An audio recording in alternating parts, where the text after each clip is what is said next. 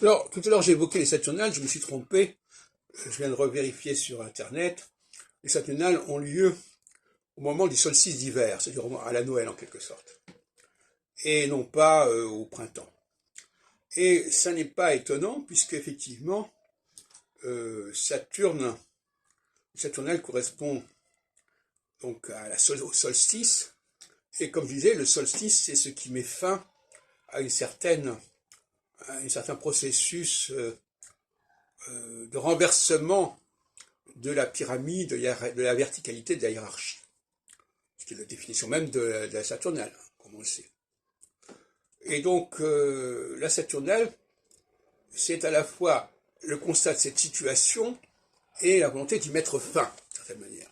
C'est une espèce de réduction du cycle dans son entier, c'est-à-dire qu'il y a un moment donné où on est avant la Saturnale, et un moment où on est après la Saturnale, et donc on a cette cyclicité, on a cette dualité. En tout cas, c'est pas du tout indifférent que ces fêtes se déroulent sur les axes équinoxiaux et surtout les axes solsticiaux en l'occurrence. Et d'ailleurs, on pourrait évidemment épiloguer sur cette question, mais dans l'état actuel des choses, la Saturnale met en jeu, met en scène cette tension, cette dialectique fondamentale entre le haut et le bas de la société, c'est absolument essentiel. Alors, question de savoir qui est en haut, qui est en bas, celui qui est en bas, à un moment donné, veut prendre la place de celui qui est en haut, par un phénomène de mimétisme aussi, d'ailleurs, éventuellement.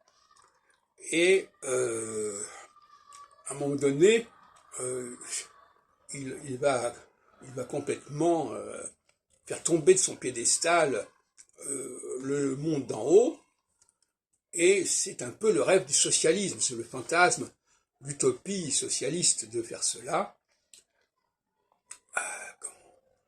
Et la socialité, et donc la droite par certains côtés, serait la volonté de remettre les choses dans l'ordre, si on peut dire, et de séparer ce qui doit être séparé.